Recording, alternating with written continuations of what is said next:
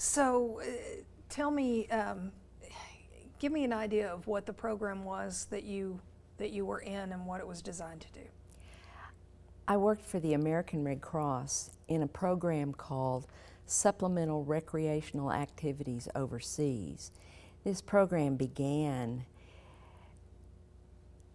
in World War II, really, although it wasn't called that, because the women went out in World War II and drove these big, boxy, ambulance-like things with donut machines in them.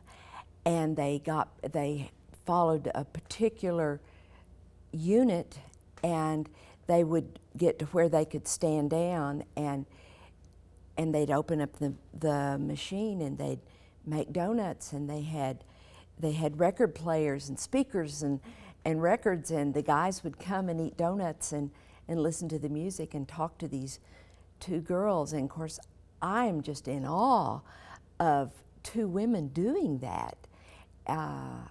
But that's what happened in World War II. Korea was started in, the war in Korea began around 1953. And that's when our program really began. They had Red Cross centers. They had Red Cross girls that went out into the field. And that's where the name Donut Dollies became used. That was what the guys called them. They came in, and in Korea, they had donuts. The mess sergeants would make donuts for them, and they would take them out and pass them around, or they'd have a program, and everybody'd have a donut and some Kool-Aid or coffee or something like that. Then in Vietnam, when Vietnam began in 1965, the military men who had been in Korea all of a sudden realized, we need donut dollies. And so the Red Cross, that serves under a charter from Congress, started sending women to Vietnam. Okay. So the name of the program was? Supplemental Recreational Activities Overseas, or SRAO for short. Okay, or Donut Dollies. Or donut. The Red Cross people didn't like the words Donut Dollies. They wanted you to be Red Cross girls. And we were in some instances. But if you got out in the field with the guys, you were a Donut Dolly. So how old were you when you decided to do this? Well, the Red Cross had several requirements. And one of the requirements was that you be a college graduate. So by that particular requirement, we were the age of starting teachers, you know, 23, 24. In fact, I had my 24th birthday while I was in Vietnam, so I know exactly how old I was when I left. So how did you decide that this was for you? I got a degree in sociology from Trinity in San Antonio, and at that time there wasn't exactly a social work degree like there is now, but I did a field placement with the American Red Cross, and that's how I became aware of what Red Cross did. Red Cross was hiring women, and their requirements, like I said, was a college graduate, but they wanted all kinds of women. They wanted women with all degrees, not journalism degrees or sociology degrees or math degrees. They wanted degrees in everything, and they wanted all kinds of women. They wanted white women, black women, Indian women. I still have a friend who lives on the Navajo reservation, and she was a Red Cross girl. I mean, that's where she was from. So they wanted all kinds, because if you remember about Vietnam, it was the men that were there were drafted. They weren't there by choice. We had a draft for young men. So we had all kinds of guys, you know, and they came from everywhere, New York, Washington, Texas, Montana. So they wanted a big, diverse group of women to serve this big, diverse group of men. That's great. Even at that time, they thought about diversity for that reason. I don't know that they used that word, but that's exactly right. They did want that, and so now when we get together with as for a reunion of the women, and we see that diversity in us. That's interesting. What did your parents think of this desire to go? Well, I called my parents and told them I was going for the interview, and I went to St. Louis for the interview. And when I got back to San Antonio and I called them, I'm not sure, they offered me the job and they said I could go either to Korea or Vietnam because they still had girls in Korea. And so I called my parents and I said, what do you think? Should I go to Korea or Vietnam? And my daddy said, don't go halfway, go to Vietnam. I'm not sure my mother agreed, but that's what he felt. And interestingly, his sister had been a Navy nurse in World War II, so that might have had some, you know, kind of influence on him, that he was used to women going and doing whatever they wanted to do. So Interesting. So you join up. What kind of training did you get? Our training consisted of 2 weeks at Red Cross headquarters in Washington, D.C. And in my class, there were about 24 of us, and half of us were going to Korea and half of us were going to Vietnam. We learned about the history of the Red Cross and what they did. I may have known more than a lot knew because I had done a field placement with them, but that's what we learned about. And then we learned about the program and what we would be doing and what was expected of us and not expected of us. So yeah, that's what we did for 2 weeks. Did they talk to you about what you might see or hear or? Yes, in fact, there was a young woman there who had just returned, and so she was the primary person that talked about what we might see. But could that in any way prepare you for what you really?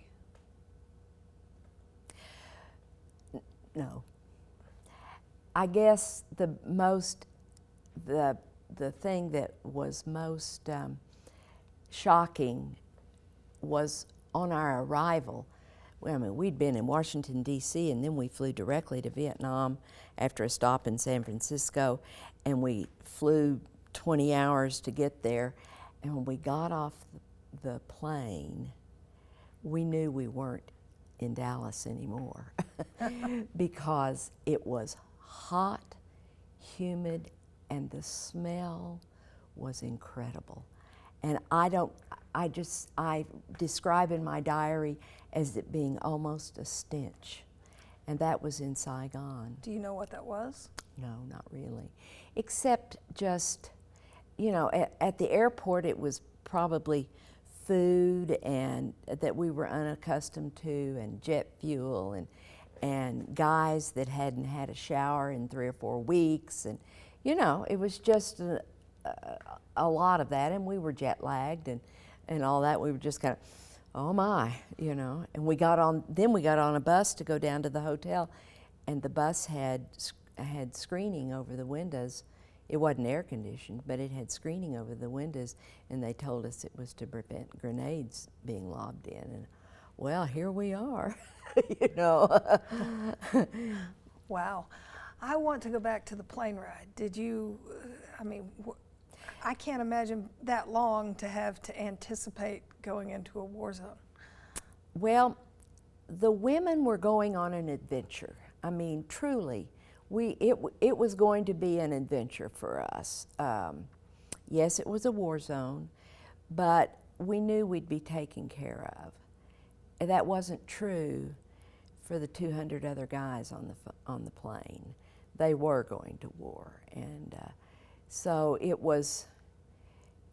We kind of had to temper our maybe excitement about going and all that to match the rest of the mood on the train. We went over on an orange Braniff. I don't know whether you're probably not old enough to remember Braniff and all their different colored planes, but ours was orange. So. Okay, so you're in Saigon on this bus. Noisy, not Oh, yeah. noisy, lots of people. What was Lots the city like? Lots and lots of people, lots of petty cabs, not many private cars at all. Some GIs, but not many on the streets.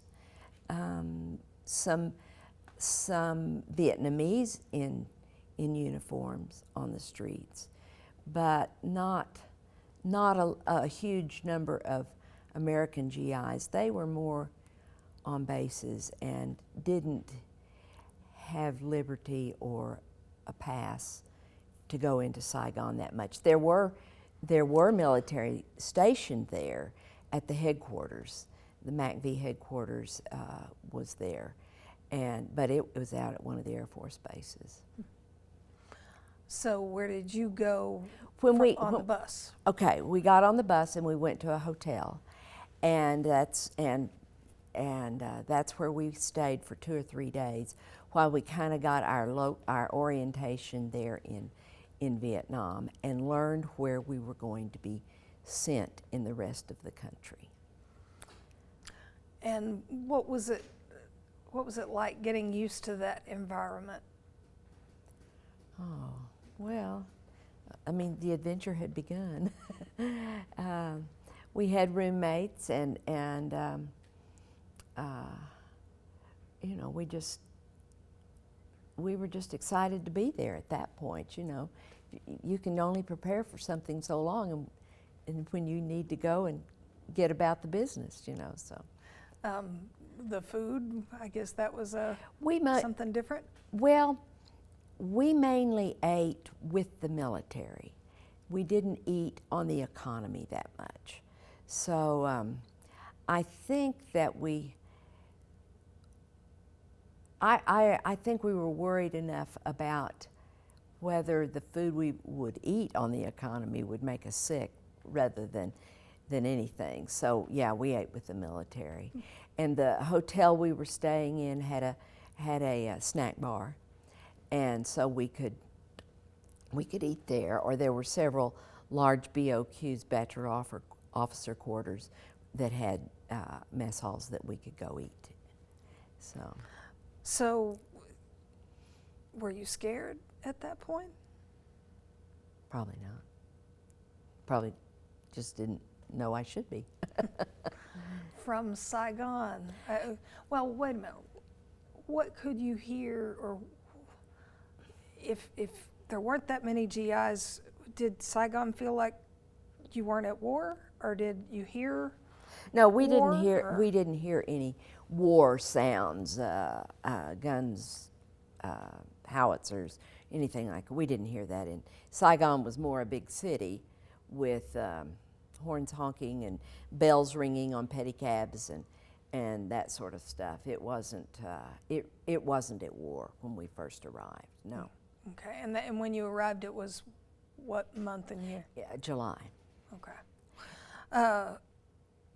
Then you went from there to. Okay. Once we got there and we had our short meetings there in Saigon, we were transferred to our units, and my unit that I went to was Cam Bay Army.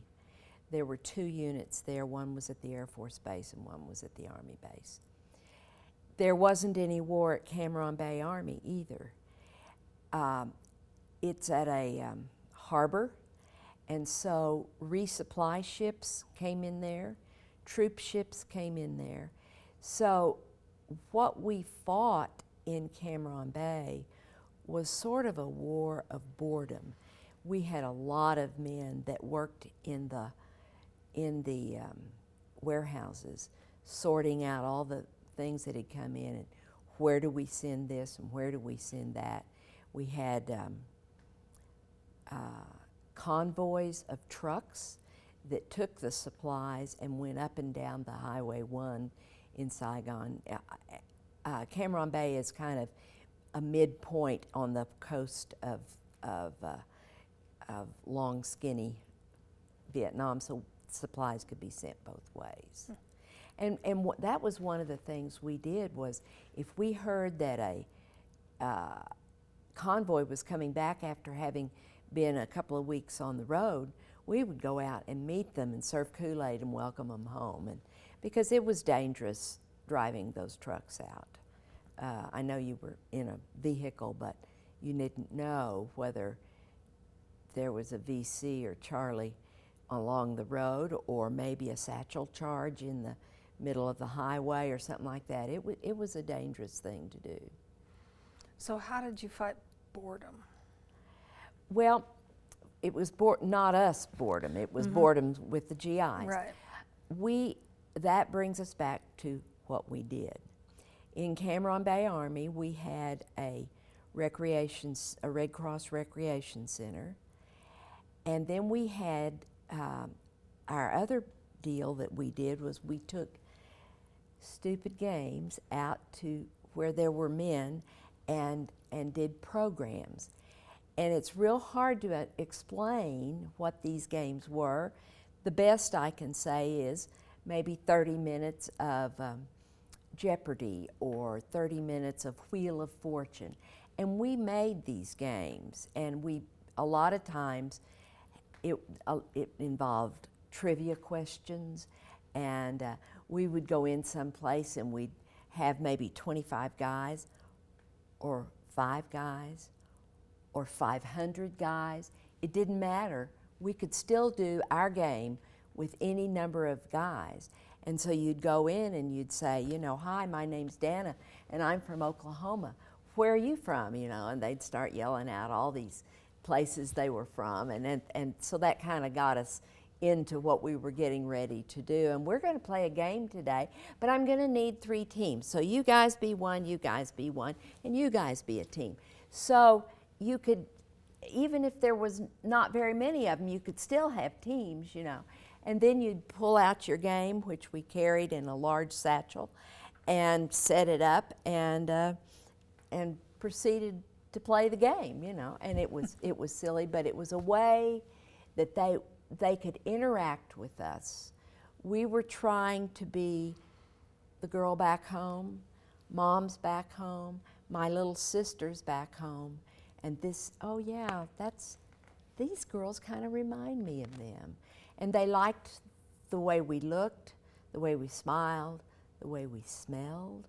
And I don't remember taking perfume that much, but it's written about by several of the gals about they would put on perfume in the mornings and so that they smelled good. And I guess smell all over Vietnam was a big deal. So you hear so much. I had an interview with another fellow who was a pilot, and he said they were bored and there was nothing else to do, so they were in the bar, whatever that was called. The clubs. Drinking and all of that. Did you see a lot of that as people were trying to cope with being forced there? Yeah, you did. And it kind of, I did see pilots, and we did, if we had a big bombing run going on and they were all out by their planes, we did a lot of Kool-Aid runs along the flight line at the Air Force bases, so that you just wished them luck as they were getting ready to leave. So that was something, but we didn't gather up groups of lieutenants and captains and do our program to them. It was mostly the enlisted guys who were doing really mundane things in Cameron. Like, How long were you in Cameron? I was in Cameron for 6 months. I didn't leave until the end of January. Now, I say I was there. The Red Cross made sure that we had some time off. And you've heard people talk about R&R. And we got 2 R&Rs while we were there, usually in the midpoint of our first 6 months and the midpoint of our second 6 months. Did you come home, or where No, did you? no, no, no. No, you went to, the first time I went to Hong Kong and spent about I think they were 5 days. Spent 5 days in Hong Kong. That wasn't bad. And so, yeah,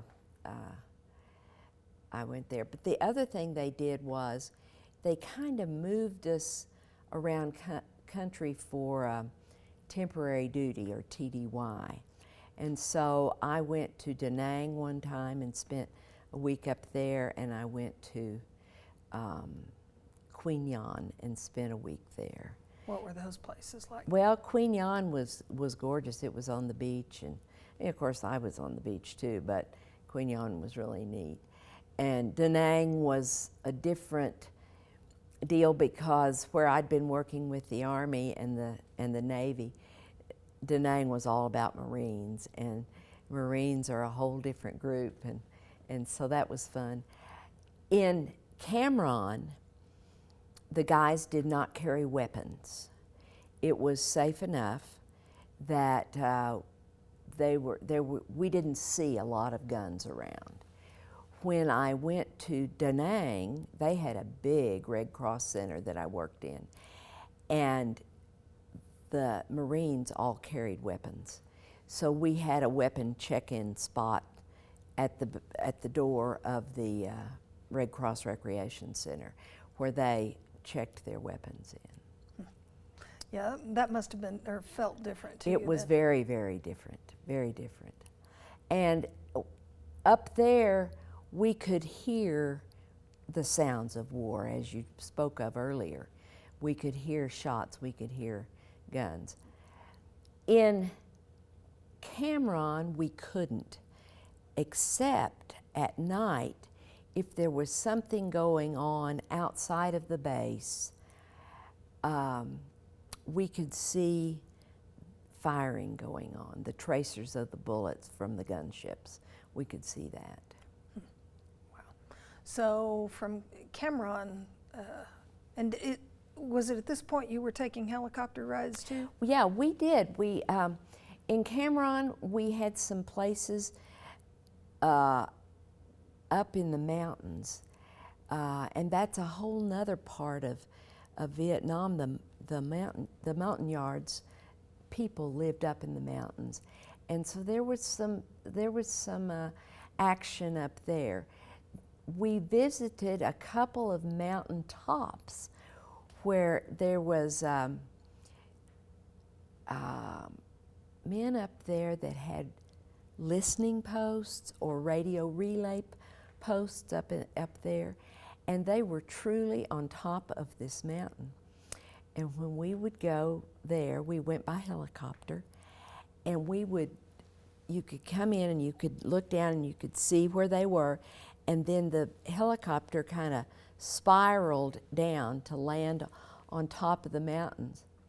This might be a good time to talk about what we wore. Our uniform in Vietnam was a light blue dress, about the color of my t-shirt. So anywhere we went, everybody else was in OD green, and we were in light blue. So when they saw the light blue coming, and that helicopter came down, the word went out, the Red Cross girls are here, because nobody else wore light blue. So we would go in, and what we would do there is we would take our game and go around to all the places they were, or they would gather together, whichever happened to be the best thing to do that day, and do our game. We served a lot of lunches. And because we'd get there, We'd usually leave if we were going out by helicopter by 6 or 7 in the morning and get to where we were going. And eventually during the day, we'd be someplace that they were eating lunch, so we would eat with them. But usually if we got there in time, we would actually be in the chow line. And so I served lots of mashed potatoes and gravy and that sort of thing. So, and that way you could talk to them as they came through the line, and they thought that was kind of fun to have a girl. Those helicopters were something else, though. Did you ever feel? Were you scared of that when you first did it, or? No, it was interesting, and we always flew with the doors open. So what I did when you got in, we had on these little blue dresses, and it was kind of a high step. And when you got in, we carried a purse and we carried our big bag, and I always had my camera. And so I would get in, and you know, it was just right there was out. So I always put my purse around in my leg and my camera so that they wouldn't slide out, you know. And so, no, it really wasn't scary. We flew we flew on helicopters that maybe the general sent them to the field, or it was the mail run or something like that. We did not get on medevac helicopters or gunships, because those two types of helicopters could be called out for an emergency at any time. When we got on the helicopter in the morning, whoever the pilot was responsible for us. And he knew that, and he let us off, and it was his responsibility then at the end of the day to come back and pick us up, because we tried to never spend any time out overnight. There was one or two instances that the women did have to stay out, but one of the reasons we didn't stay out, and it was a reason that we had trouble sometimes during the day, is there were no facilities for women. Facilities, I mean restrooms. And so you had to be careful that you didn't drink too many Cokes, because there were no facilities. And if you did need to go to the restroom, it was a big deal, and everybody knew it, because we set up all these guards and everything. Now, you know, you can't go in there because the Red Cross girl is in there. So it was always kind of a joke, you know. So from there you were Cameron Bay. What happened? That was the end of January. Yes, the end of January. I had been at Cameron for 6 months, so it was time for me to leave. And I had been assigned to Cu Chi, which is in the, it's more over west of Saigon, in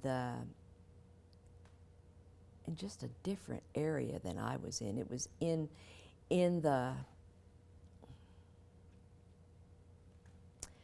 just a minute, let's think about this, how I want to say it.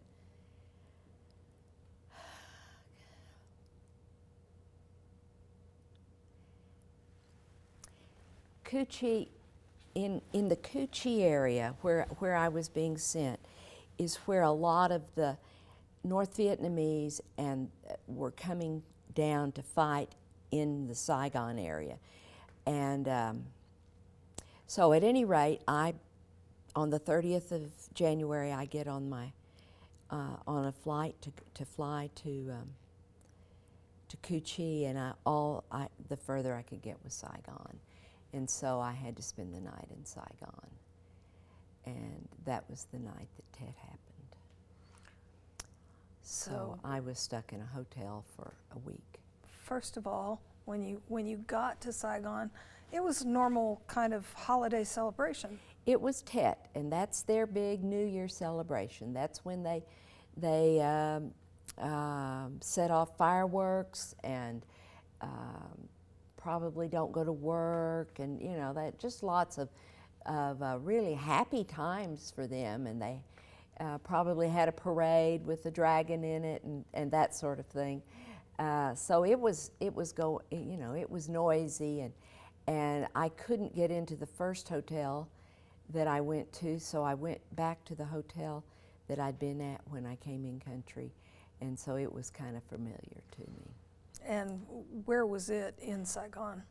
It was just right in the middle of Saigon, and it was next to the presidential palace, not far from the embassy. So you get to the hotel, and then what happens? I was exhausted, so I went to bed, and it was about 8:30. And about 3 o'clock in the morning, I could hear that something was not right, and they were shooting mortars very close to us, within a block, and small arms fire, and that sort of thing going on. And yes, I was very frightened because I had never heard any of that before. So you're awake. Did you look out the window? Did you lay Well, low? I thought I ought to get dressed because I had on this little nightie, and if somebody was coming in, I wanted to have my clothes on, and I turned on the light, and when I did, I realized that they could see me too, so I turned off the light and got dressed in my clothes.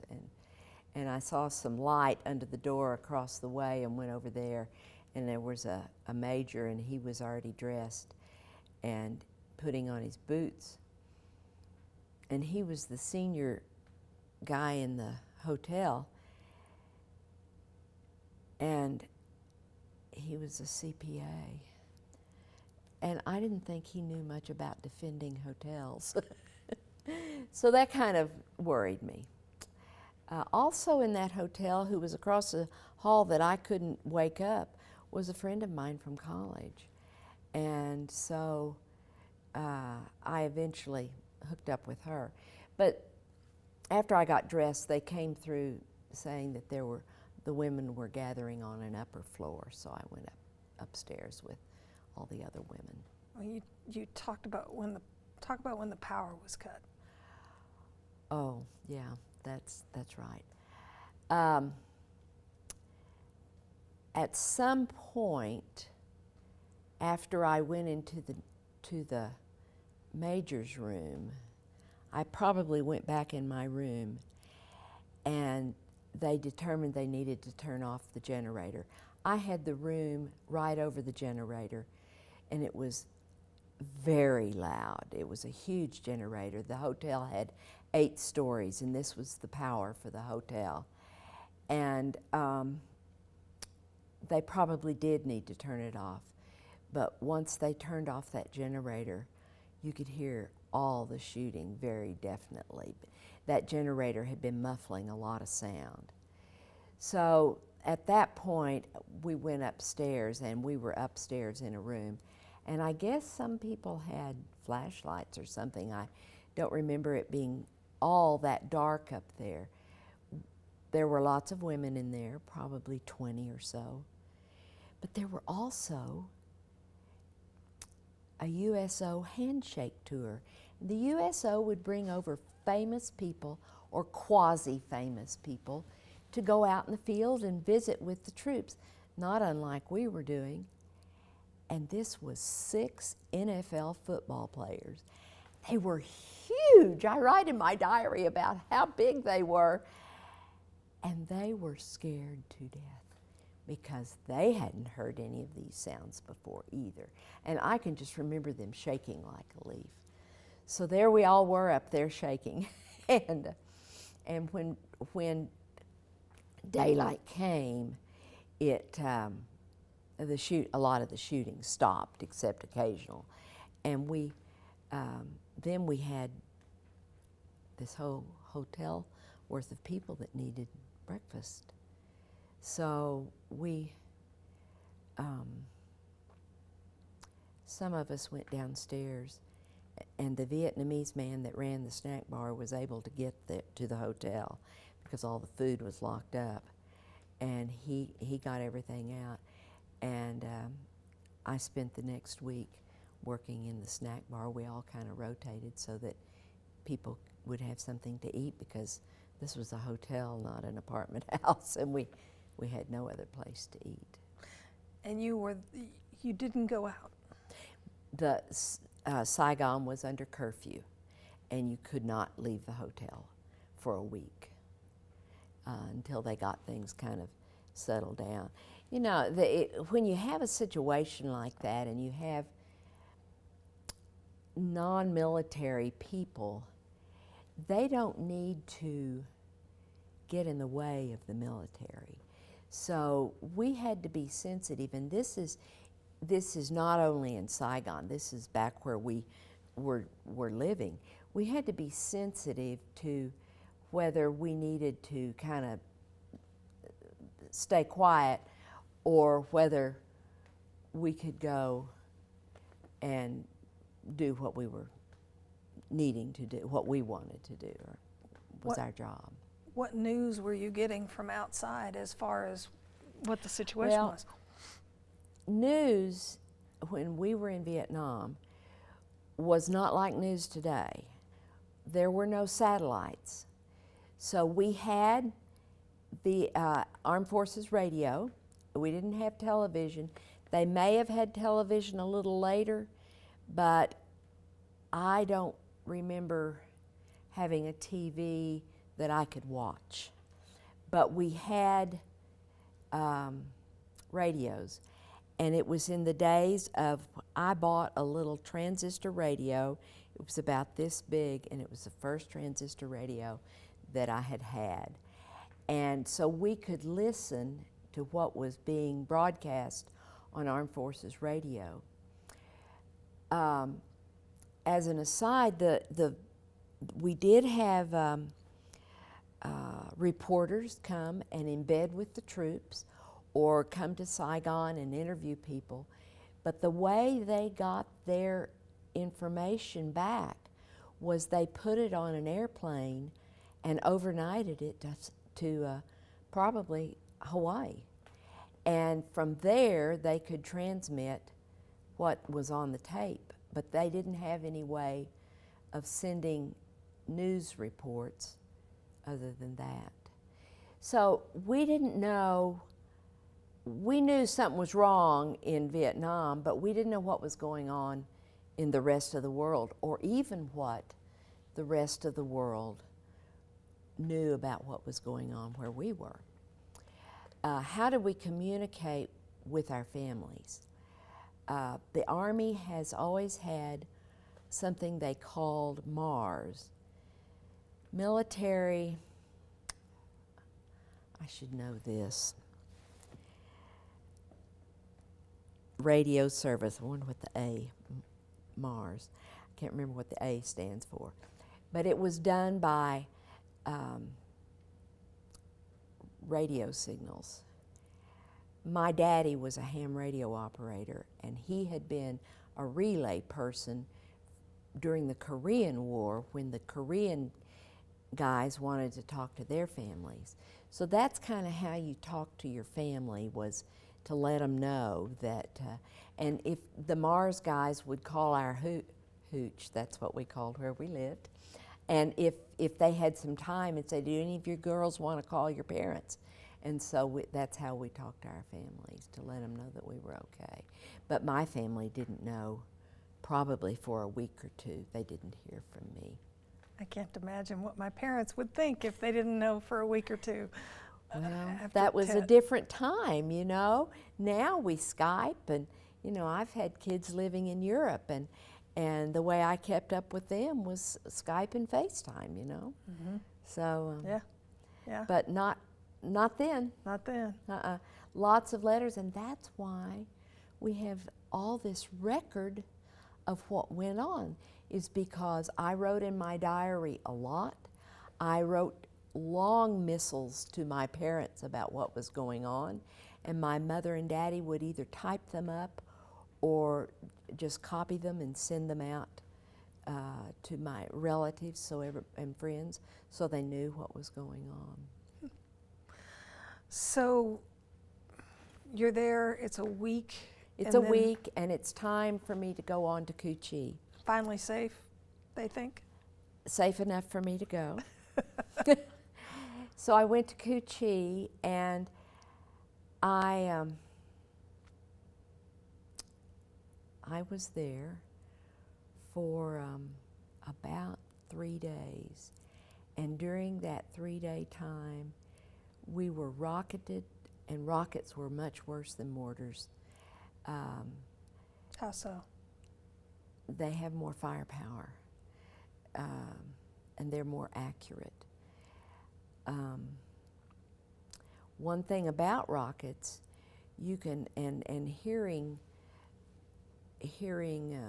big guns like howitzers, you got to where you knew whether it was incoming or outgoing. If it was incoming, you heard bang. If it was outgoing, you heard, wait a minute, am I getting this wrong? If it was incoming, you just heard the bang. If it was outgoing, you heard the whistle of it being sent, and then the bang in a further away. So if you were laying in bed and just heard a bang, you needed to get under the bed or go to the bunker. So I stayed there for 3 days, and I was in the bunker most of the time. It was not safe enough for the girls to go out and work. So I made a decision to go back to Saigon. I didn't think we were safe. By the time I got to Cu-Chi, the only firing of guns I had heard was in Saigon. That 6 months I had spent in Cameron, I heard nothing about it. No guns at all. So I was pretty uptight. I didn't want to go home. I just didn't want to be where those rockets were landing right next to me. So I went back to Saigon and spent another couple of weeks. At that time, I did not go back to Cu-Chi. I went to the 9th Infantry Division, which operated in the Delta, and Mekong Delta? in the Mekong Delta, right. And down there we served three brigades of the 9th Infantry Division. One of the brigades was stationed on ships, and they call it the Brown Water Navy, and they went up the Mekong tributaries seeking out the enemy. So when we went down there, we went, of course, by helicopter. We didn't travel by Jeep much. On base, yes, but if we were going a long distance, 15 to 30 to an hour, we traveled by helicopter. It was safer. But when we went to the ships, the helicopter landed on the ships, and that was kind of exciting. So in the Delta, with these guys going up and down the river, I mean, what was different about what they were doing from what you'd already seen? Well, this is the first time I had seen guys in combat. I mean, who were walking along the rice paddy dikes to go out and find the enemy. That's the first time I'd seen that. We went to fire bases, and this is where they have howitzers, and those guys were aiming and shooting the big guns, and they were big guns. So that was different. The 9th Division was getting ready to move further into the Delta, and I oversaw the building of another Red Cross building down there. By this time, I was either a program director or a unit director.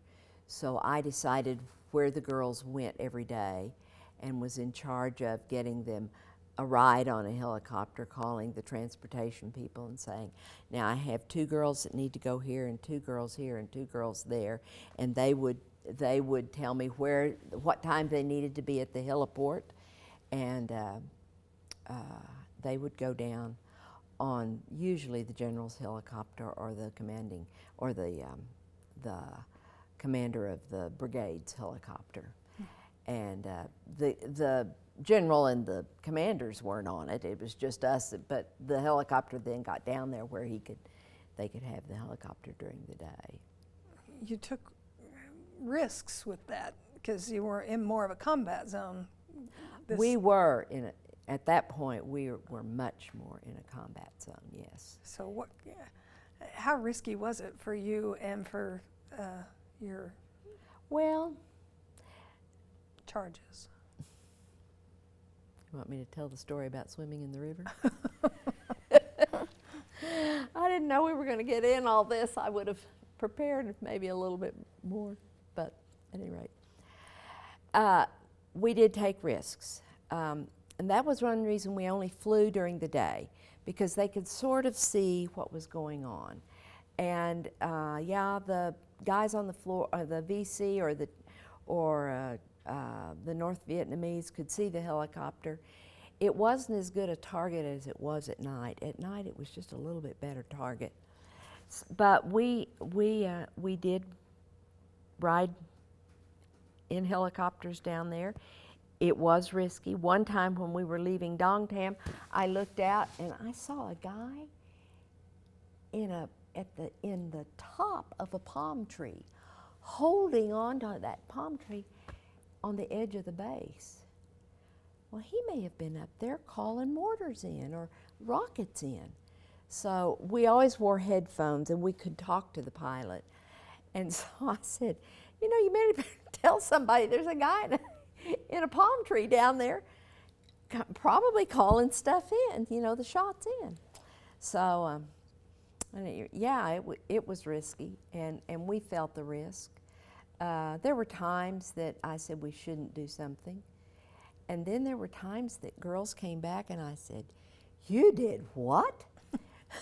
we were, at that point I was 24, and I had these girls that essentially I was responsible for. I was responsible for where they went, how they got there, and whether they got back. And this one girl came in, and you could tell she had been soaking wet. I said, what have you been doing? She said, oh, we were at Na Bay at the Navy, and we all went swimming in the river. You went swimming? And you hated to go, idiot, because she's kind of a contemporary of yours. But did she not think that the VC was floating charges down the river, hoping it would hit something in the river and blow up, And she was being very, very risky. I said, let's not do that again. But it really panicked me. Yeah, yeah. And yet, one of the last nights I was there, I took a risk and I did fly at night and took several girls. The general had requested our presence at a dinner down in Dong Tam, and I thought we ought to go. The Secretary of the Army was there, and I thought it was good PR for the Red Cross. So we all went down, and when I got back to Saigon, I told them that we'd done it, but we were fine. But you could look down at night when you fly, and you could see shooting going on. Whether they were shooting at you or at each other, you could see it. There were a couple of girls that were in helicopters that took fire. I remember one girl from Arkansas was in a helicopter that took around, and she was hit in the leg. We had 3 Red Cross girls die. During the time we were there, there were 627 of us who went to Vietnam, and only 3 died. I think that's pretty good for a war zone. One girl died when she fell out of a Jeep and hit her head. One girl died from Guillain-Barré, which is a neurological problem that they didn't know how to treat at the time. And one girl was murdered. And that were mainly the the ones that were really injured. It's interesting, the girl that was murdered, her name was Jenny Kirsch, Kirsch, and in August sometime, they are dedicating a portion of a interstate to her in her home state of Ohio. So a lot of the girls are thinking about going. Did you see then wounded soldiers? Yes, yes. Sometimes we not only flew in helicopters, we flew in lots of different modes of transportations. We flew in Hueys and bubble helicopters and Chinooks, but we flew in Caribous and C-130s. And I'm sure there was something else that we flew in. But the C-130s, if you were going a long distance, they frequently were transporting patients. So we would visit, when we were on those flights, we would get up and visit everybody on the flight. We did go to hospitals. That wasn't our primary thing to do. The hospitals had their own Red Cross workers. But if we were in the area and had time, we would go visit hospitals. And one of the things that I say in my diary, that if you went into a ward, and they had big, large rooms with all sorts of beds around, you went up and down and you spoke to every soldier that was there. You made sure that you didn't skip somebody. So yeah, and you saw a lot of wounded warriors, all sorts of things. So your last day. What was your last day like there? In Vietnam? In Vietnam. Oh, golly, I've never been asked that question.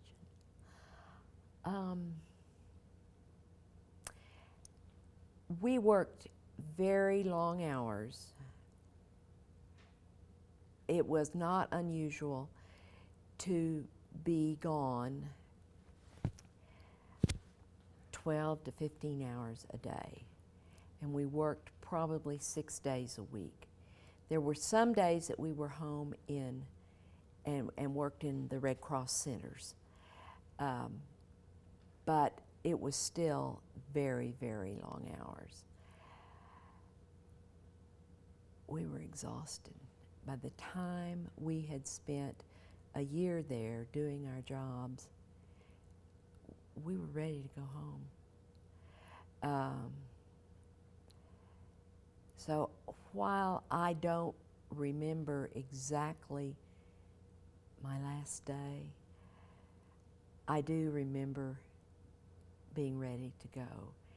And another girl and I had made plans to stop in Tokyo for 3 or 4 days, and we did that and stayed in the Hilton and took showers and baths, and because we had showers, but we didn't have bathtubs in Vietnam. But I remember that being a relaxing downtime. And then I went on to San Francisco, and I had an aunt that lived in San Francisco, and I spent a couple of days with her.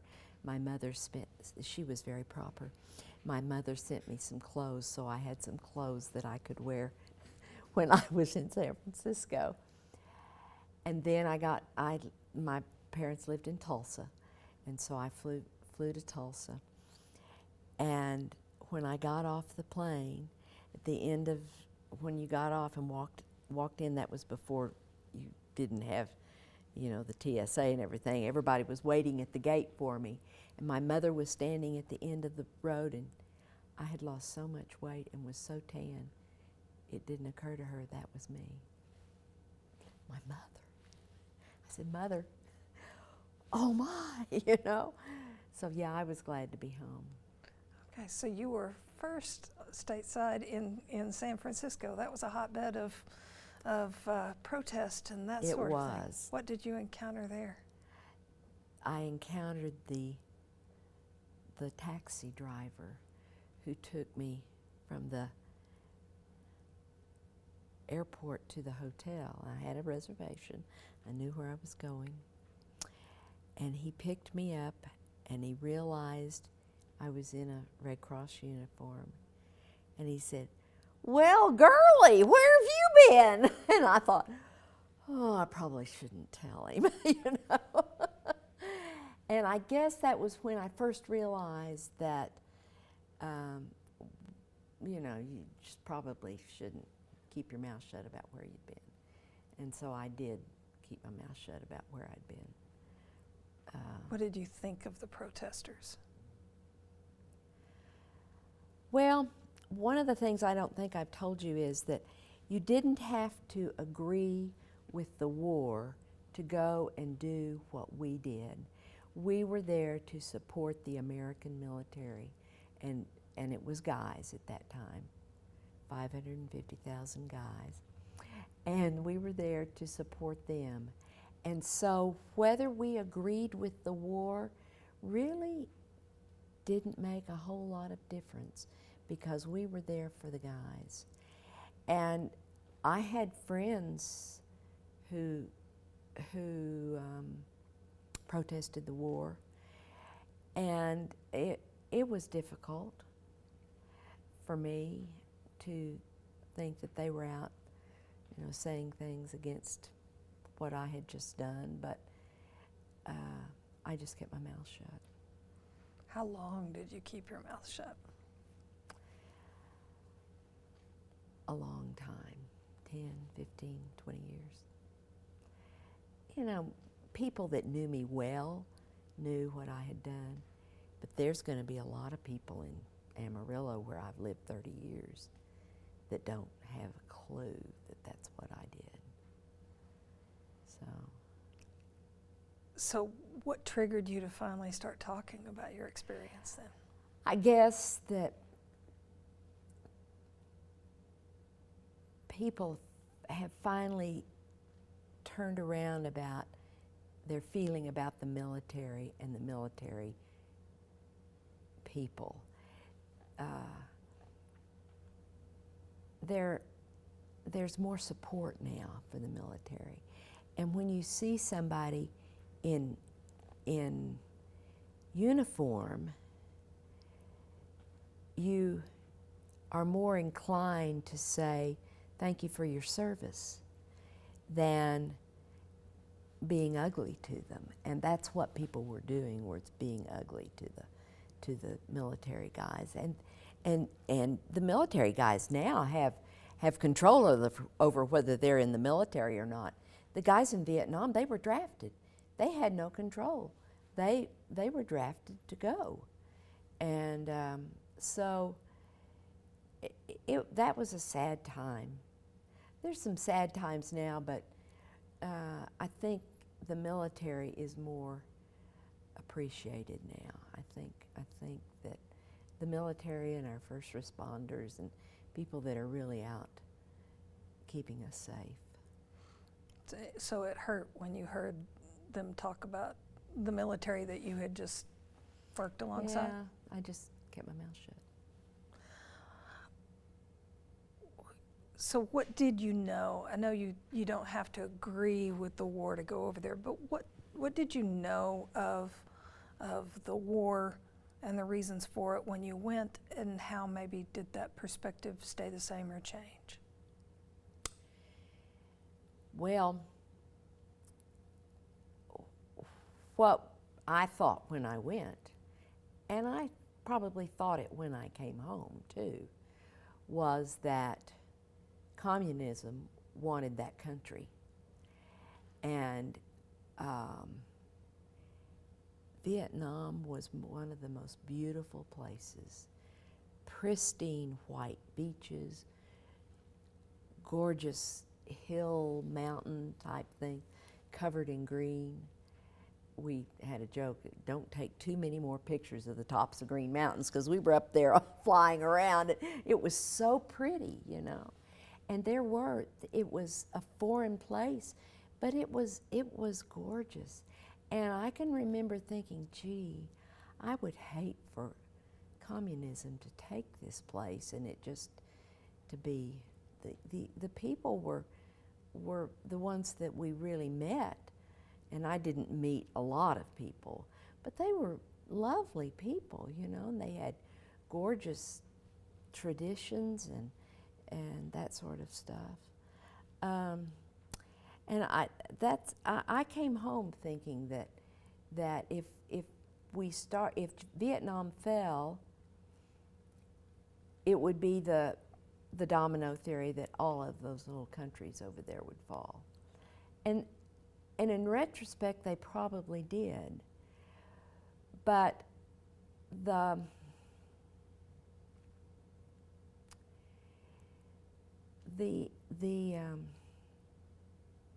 just a minute, I'm sorry. Okay.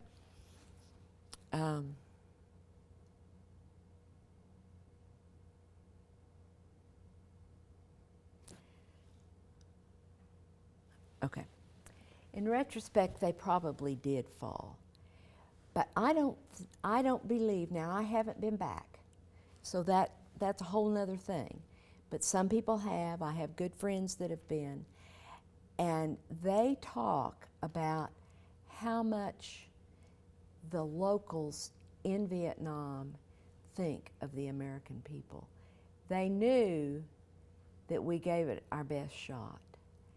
I think that we could have won, but I think that there just wasn't the will to win in what we had needed to do. So, but I understand that the Vietnamese people are still appreciative of what we tried to do. What did you think when the war ended, when the U.S. decided to pull out? Well, I was glad the guys were coming home. I was already married at that time, and I was glad that they were coming home. I hated to waste that many more lives. And I was glad it was over. My husband was in the military. He was an orthopedic surgeon, and he trained in Hawaii, so we lived in Hawaii for a while. And so the Hawaiians who had been in Vietnam came back to Tripler, where he was training, to be treated. Most of the other injuries went to the mainland, but the Hawaiian guys, or the ones who had family there, they came to Hawaii. So we still saw a lot, and since he was in orthopedics, he saw a lot of guys. But it's a interesting life now, as my husband's wife, me, was in Vietnam and he never went. He was due to go, but the war was over before he actually went. So that's kind of an interesting conversation piece in our family. You have the war stories. I have the war stories. That's right.